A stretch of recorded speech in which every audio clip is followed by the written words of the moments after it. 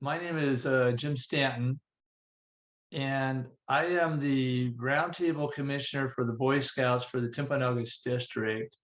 I put up my virtual background. This is a beach in Hawaii, and I was there several years ago when I took that picture. So I like that picture. It actually turned out pretty good.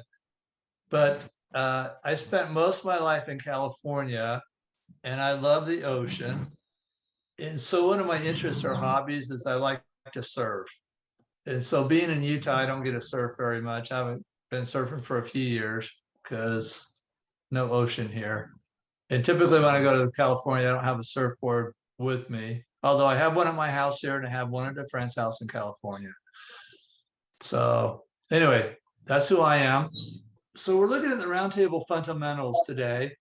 The course objectives on this one, we're going to look at what are the elements of a roundtable. I think this is good to always look at once in a while because we do the roundtable and some of you are roundtable commissioners and we get going along and we have we do stuff.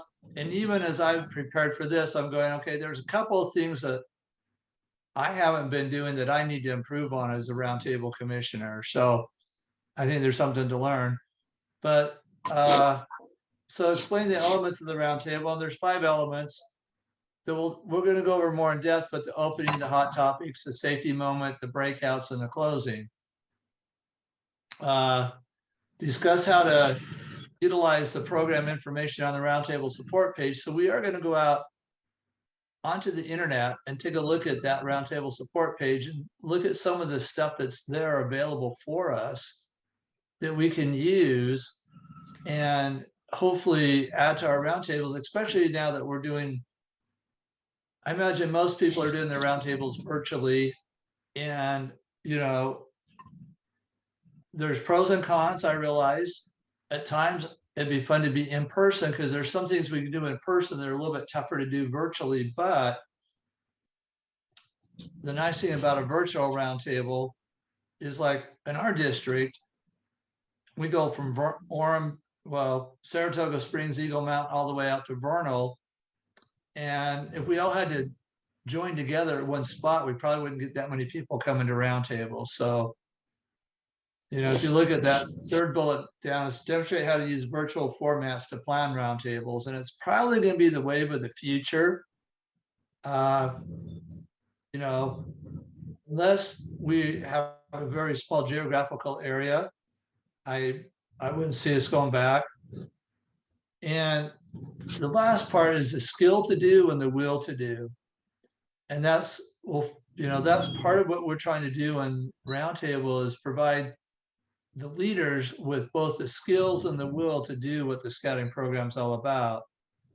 There's a few reasons why we have roundtables. If you look at one part of it is provide information to people. And you think about, the hot topic part, the safety section, the breakout section, that's all to provide information in the roundtable. The second one down there to capture information, to get feedback from units, to see which units are there, how they're doing, needs, issues, and progress of units, and offer current training here again, and the hot topics, the safety moments, and the breakouts, program and networking. Even in a virtual roundtable or virtual environment, that's what I was looking for, there's still opportunities to network and to come together and get to know each other. That's why, even having an introduction and finding out different people's interests, like traveling to all 50 states. And now I can relate with, trying to remember who it was that said they travel all the time.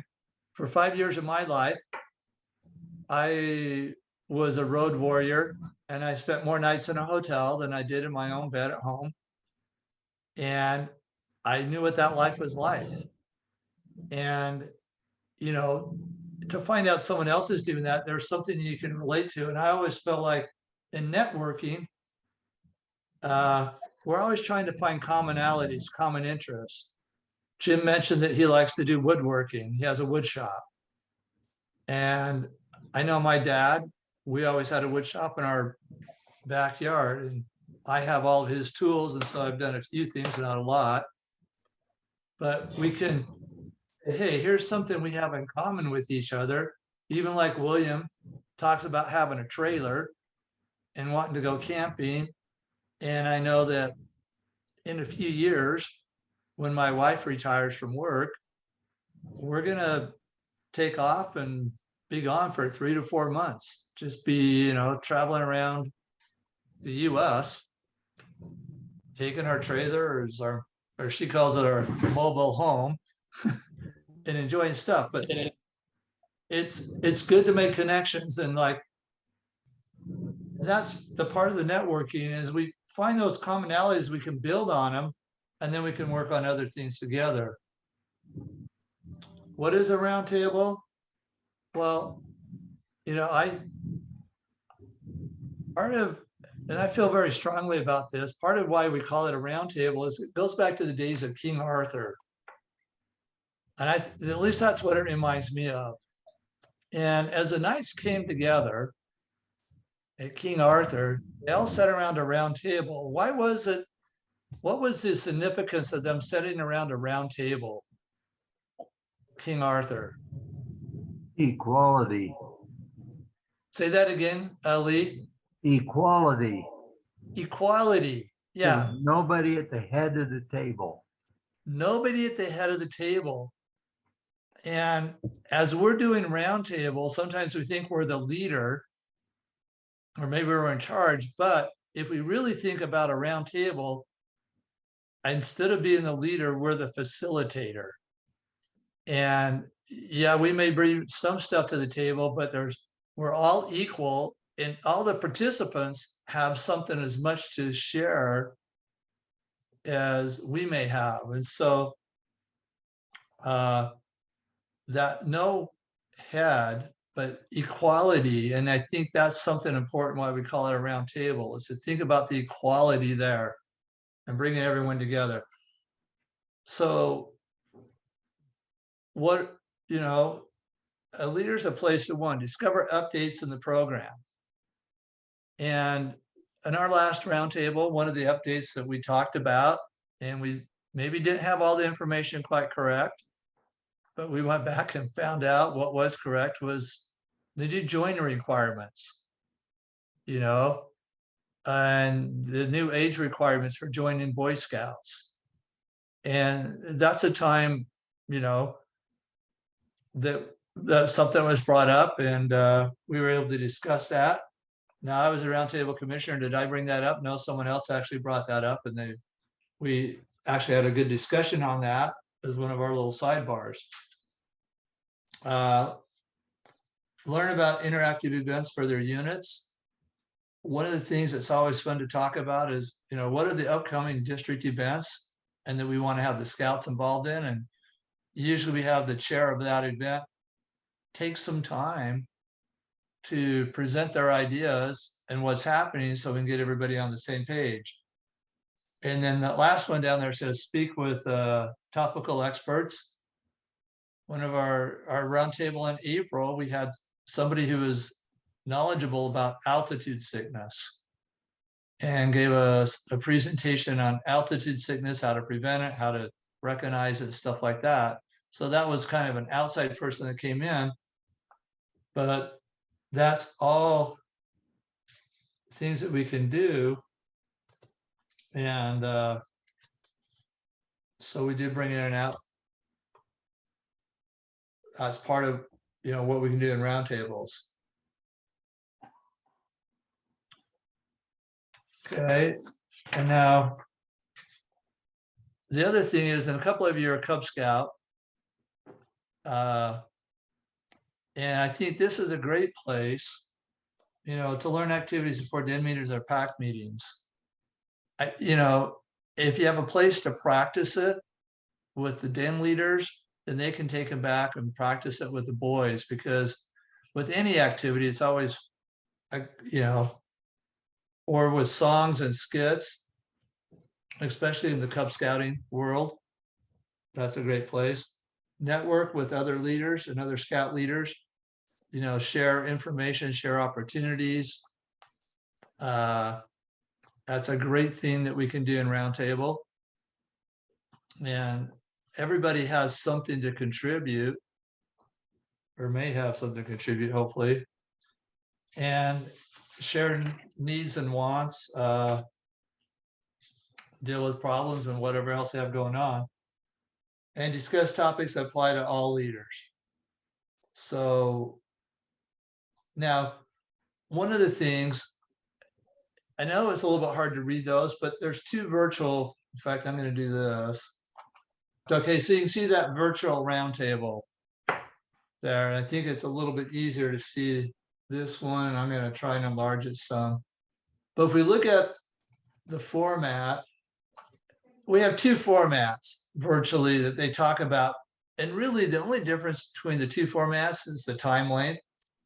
So if you notice, before the meeting begins is networking time. And if you look at, we always have an opening, okay? And today, did we have an opening to our meeting? Yeah, we did. We had a welcome. We had a prayer. We had the Pledge of Allegiance, Scout Oath, and Scout Law. And you saw the video. We've used that video several times in our roundtables to do that, or you could have someone do it.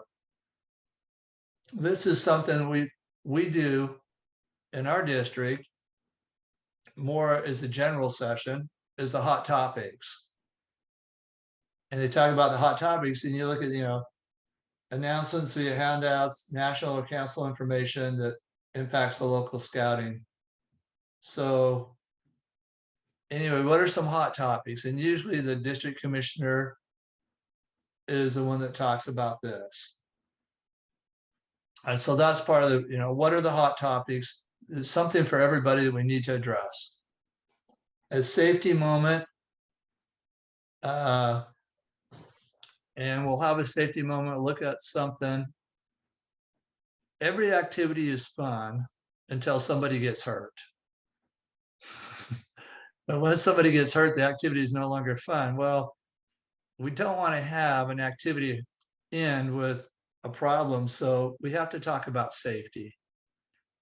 And, kids, sorry, they're kids. And they're not always the brightest or the smartest when it comes to being safe. And if we think back when we were teenagers and some of the crazy, idiotic things that we did, and so we have safety moments to help us keep safe. The other thing is, then you have the breakouts, and typically, you have the Cub Scout breakout and the Boy Scout breakout.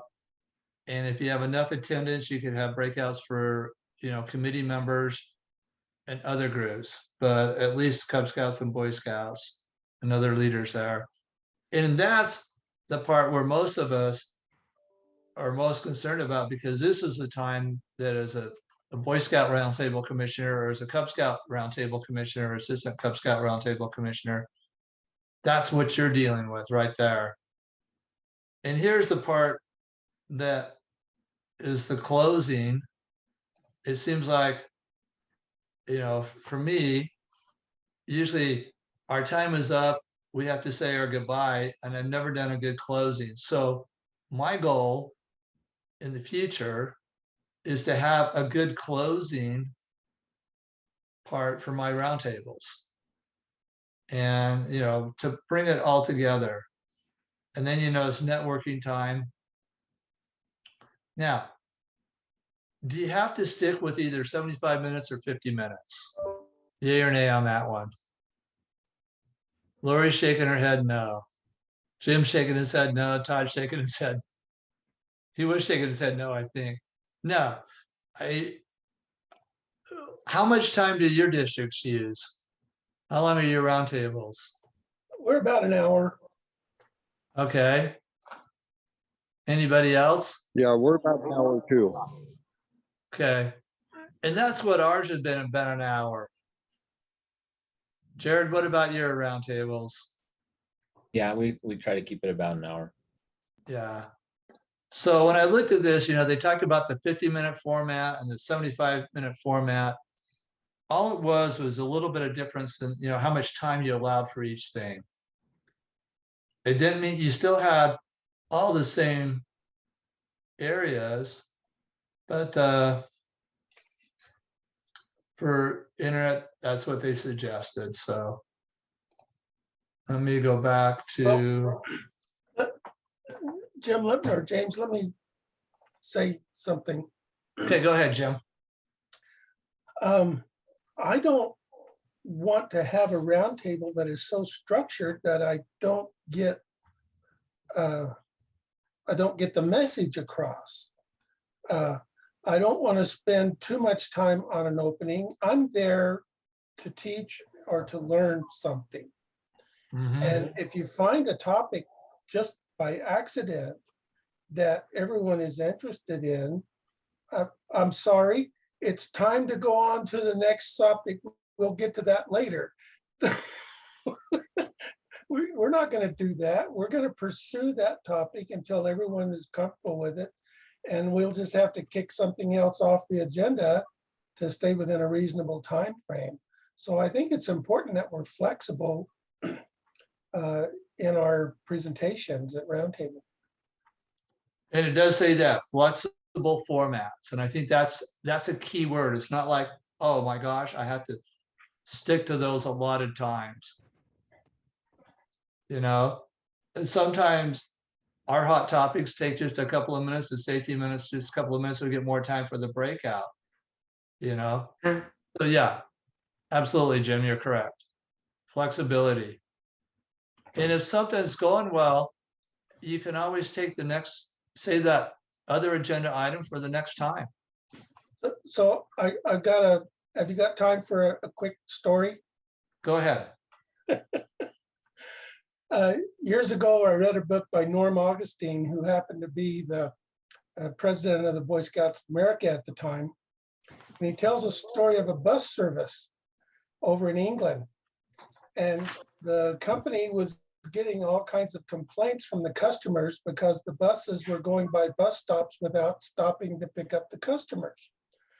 And when the news people approached the management about that practice, he said, it's impossible for us to keep to our schedule if we have to keep stopping and letting people on the bus.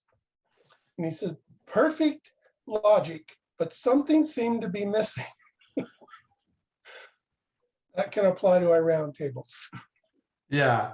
So, yeah, good point. So we did talk about the parts and, the 5 parts, a good opening, the hot topic, the safety moment, program specific breakouts and what you plan on covering there. And I have no problem with being, we do need the flexible and a nice closing. And that's my area.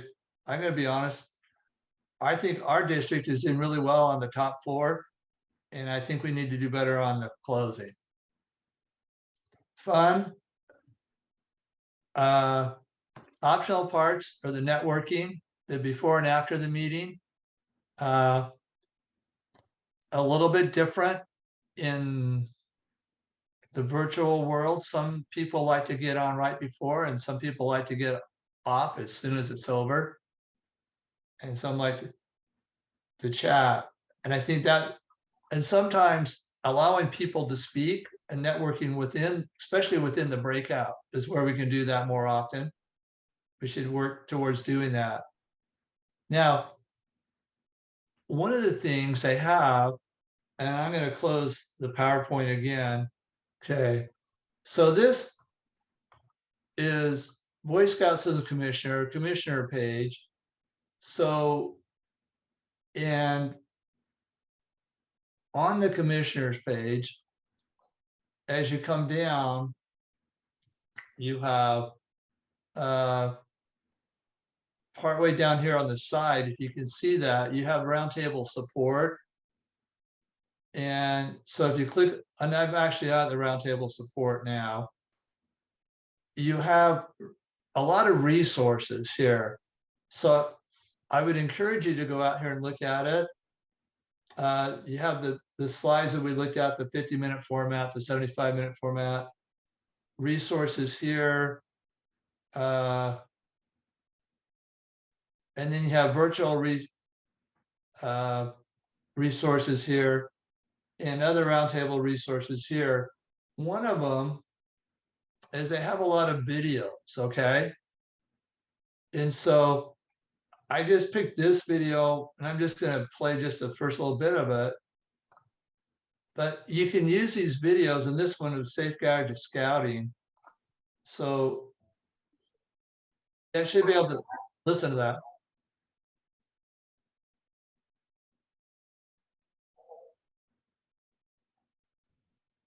No, we can't hear it.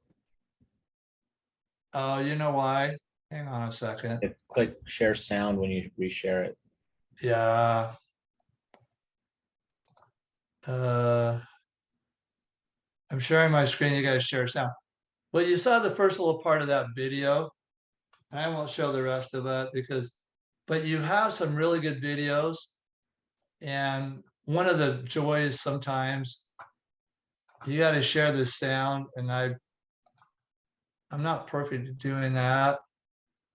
I got that to work the other day and I forgot. Yeah, share sound. Okay, yeah, share sound, and then I'll share the video. Thank you. You always get a little bit frustrated when you're actually doing it. So you can share the videos. In a few minutes, we'll cover key points about the guide. Few youth organizations encompass the breadth, volume, and diversity of physical activity found in scouting. The Guide to Safe Scouting provides an overview of BSA policies and procedures drawn from a variety of expert sources and designed to make the program safer. Parents have expected Scouts BSA activities to be safe even before COVID. Many of our safety incidents occur when our program does not get executed at.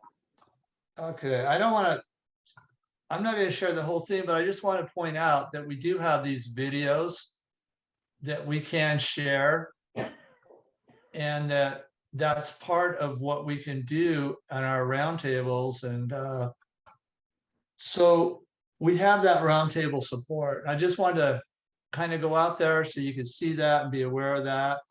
One of the other things is, and we don't have an extra breakout room, but you can, into the chat, you can drop a lot of items into the chat so that people can do resources. Now, one of the ways to do that is, I mean, one of the things that called for in this is an exercise where you actually go into a second breakout room and do a plan, take 10 minutes to plan a roundtable. And what would you do?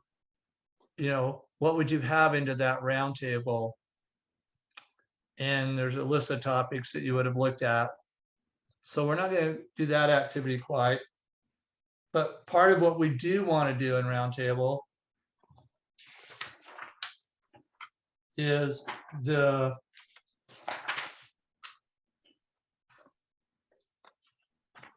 I have will and skill. So what's important is we want to have, provide leaders with the skill to do and the will to do. Has anyone ever heard of that before? Where have you heard that? I was also in 4-H for a long time, and that was part of the things that we did is you also have to understand that you have to want to do it to be able to teach the skill. It's not just lay things down and say, okay, do it. So you have to be part of it to be able to actually teach it. Okay. Yeah, and we want to, and when I think about the will to do, I think about, okay, that's got to be some type of motivation. And how do we motivate people with the will to do? And when I talk about the will to do, it's the will to do the scouting program and the way we want them to do it.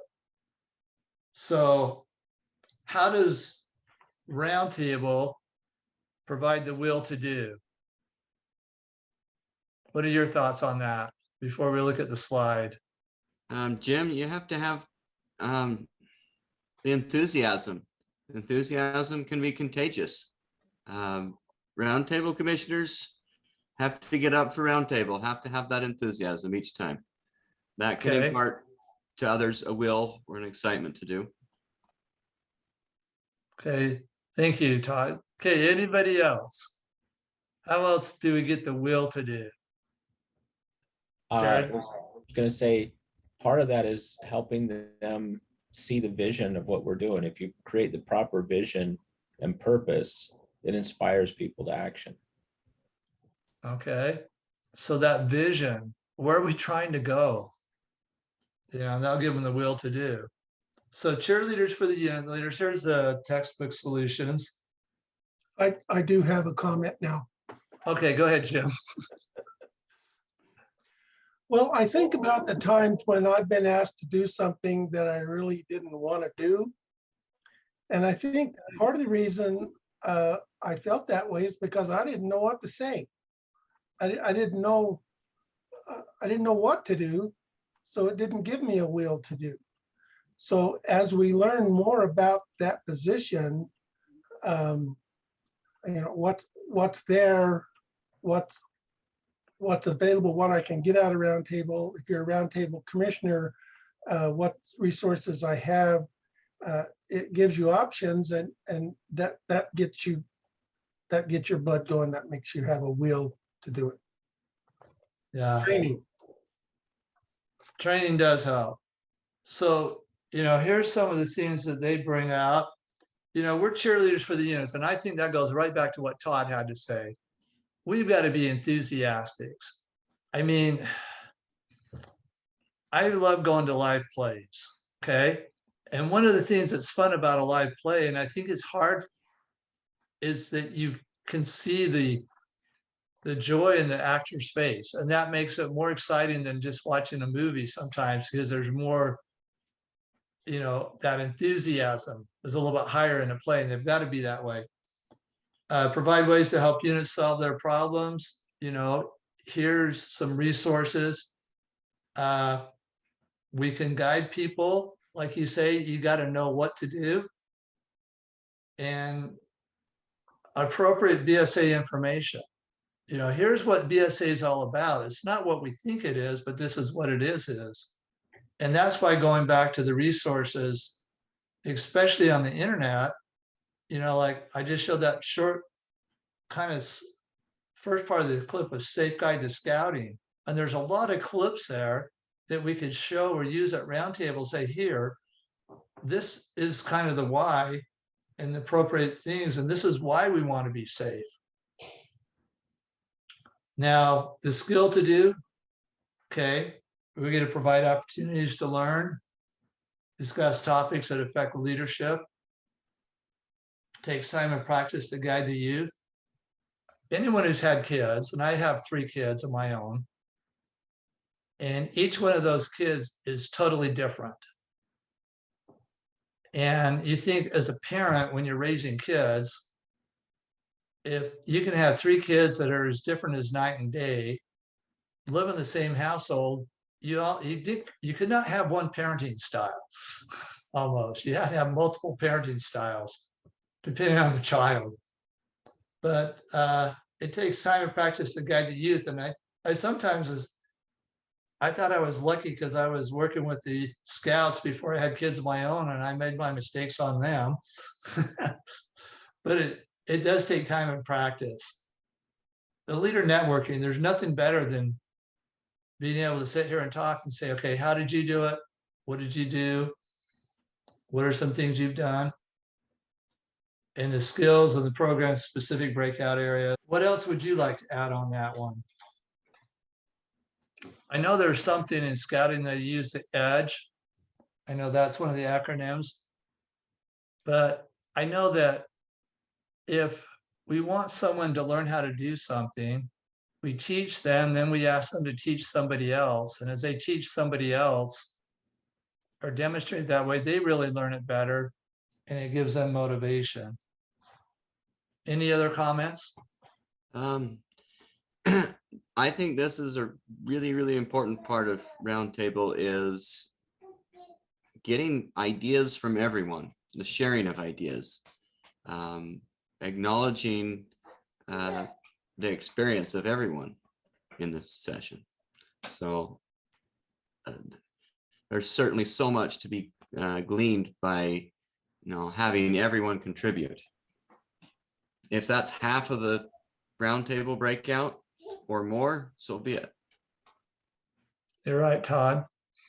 Any other comments? My comments that I've enjoyed attending roundtables many different years is I very often hear about something I hadn't thought about or a different way to approach things. In other words, there's always something new that will help and make a difference into what I'm doing.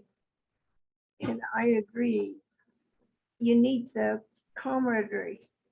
Other people are in the same boat you are. How are they handling it? Because sometimes it can be very discouraging if you're dealing with difficult problems.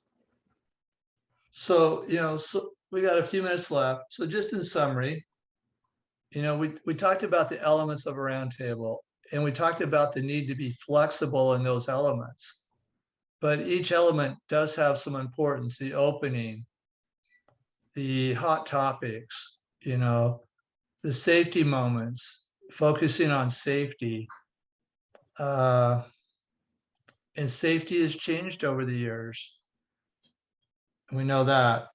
The breakout sessions, which, is the bulk of the reason why people are coming, whether Cub Scout or Boy Scout, and having something useful for them to learn there, or the sharing of ideas, and allowing those who are experts in an area to share what they know to benefit everybody else. And then a good closing. We do have a lot of support that's out there, and it's not like we have to create everything ourselves. And going back out to that page and looking at some of those videos and saying, okay, would one of these be beneficial? And if we can show the video, then discuss the video and say, what were the takeaways? What other things would you have? And I mean, I think, if we look at it, does anyone have an in-person roundtable right now? So Jared, where are you guys? So you guys actually do in person? Yeah, right now we do it in person, but a hybrid so that we're broadcasting that over Zoom. But we do it in Logan, but we're going to be rotating between Logan, Brigham, and Tremont to maybe give other people the chance to come in person that normally wouldn't. Okay, that's good. And then you're doing it also in Zoom. And Ed, you raised your hand on that one too, I saw. Yeah, we're with Weber Rapids District, so actually we're the smallest district in the whole council. But yes, we're able to get back to in person, which has been awesome. It really has. It's been a lot more fun.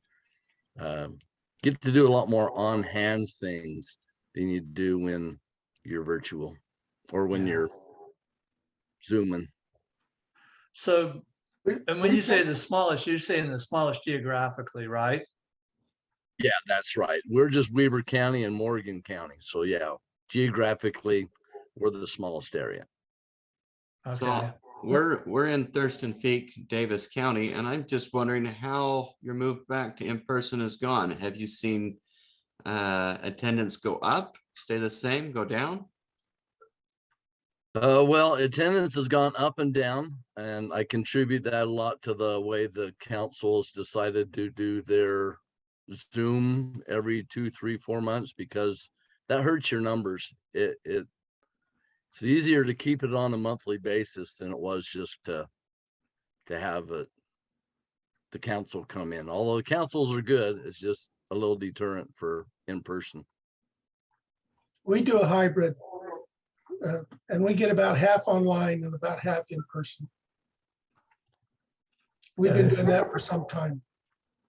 Okay, so, and Todd, maybe that's something you're thinking about, is trying to go back to in person, right?